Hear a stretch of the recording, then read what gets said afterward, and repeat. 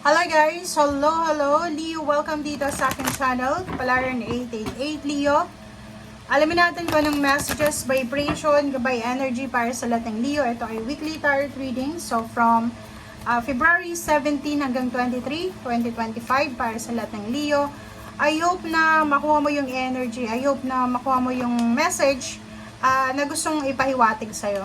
Okay? 29 and 5. Nako, imprisonment. Leo. 9. 11.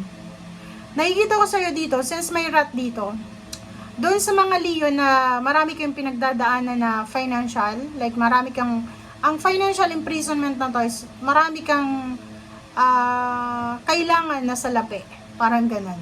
Marami kang utang na kailangan bayaran. Marami kang kailangan na i-produce na money, lump sum of money para sa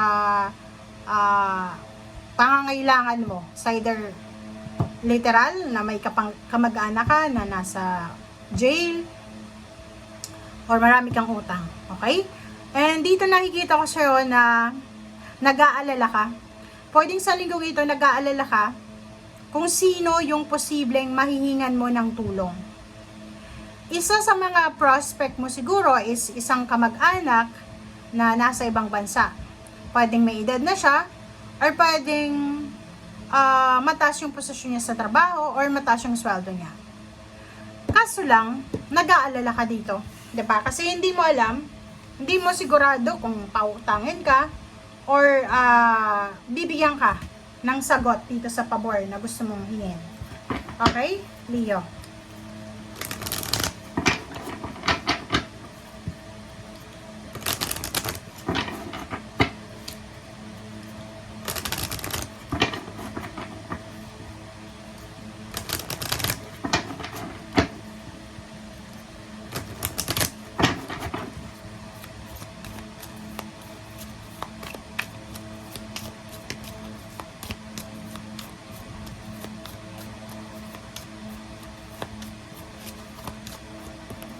Okay.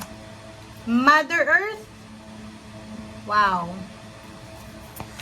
Yung Mother Earth na to, it's either nanay ka, Leo, or it's either anak ka na kailangan mo ng tulong ng iyong nanay. So, dito sinasabi sa'yo, Leo ng baraha, na kailangan mong maging bold, maging courageous, kailangan mong magpakatatag, kailangan mong alisin yung hiya mo, and take risk and be daring, be adventurous. So kung ano man ito na kailangan mong pagdesisyonan, gawin mo na siya as soon as possible. Kasi makikita mo naman dyan, wala kang ibang aasahan kundi sarili mo lamang. Or halimbawa meron kang kailangan na pera, gusto mong umutang sa isang tao na may impluwensya, politiko, CEO, mayaman, milyonarya, nahihiya ka kasi hindi mo alam kung saan ka kukuha ng like collateral, parang gano'n. So, dito sinasabi, subukan mo lang. Okay, try mo, take risk. Kung talagang kailangan mo sa ngayon, alisin mo yung yung hiya-hiya mo na yan. Okay? Okay. Leo, nakikita ko dito na may pipirmahan ka na papeles, kontrata sa linggong ito. Nakikita ko rin sa'yo na may justice, may judgment. So, nakikita ko yung commitment, pwedeng wedding anniversary, pwedeng contract signing siya sa bagong bahay, bagong trabaho, pwedeng renewal ng contract sa trabaho, or posibleng, kung may kamag-anak kang talagang nasa imprisonment yung pinagdadaanan, posibleng makalaya na siya. And nakikita ko sa'yo dito na you are parang supported, you are supported ng iyong karelasyon, ng iyong magulang, or kung sino man sila na suportado ka. Okay? Dito din, maganda to kasi kung makikita mo dito, Leo, sinasabi ng barahan na isang unexpected, isang hindi inaasahan na judgment, na result, outcome, good karma, ang posibleng darating sa'yo. So kung ano man itong mga gusto mong gawin, wag mo nang pag-isipan ng maraming beses kasi nagsasayang ka lang ng oras. Okay? Gawin mo na siya as soon as possible. Atong Magician and Justice is 2 major arcana siya. New beginnings and manifestation. Okay? So, sinasabi ng baraha sa'yo dito na sa kahit anong areas ng buhay mo, may magsisimula. May contract signing, may positive endings, and new beginnings. Physically, financially, emotionally, nakikita ko na you will be super strong sa linggong ito. Sa usaping pera, nakikita ko sa'yo dito na may mga Leo na posibleng marami kayong matatanggap na offers, job offers, career offers, or anything na pwedeng pagkakitaan.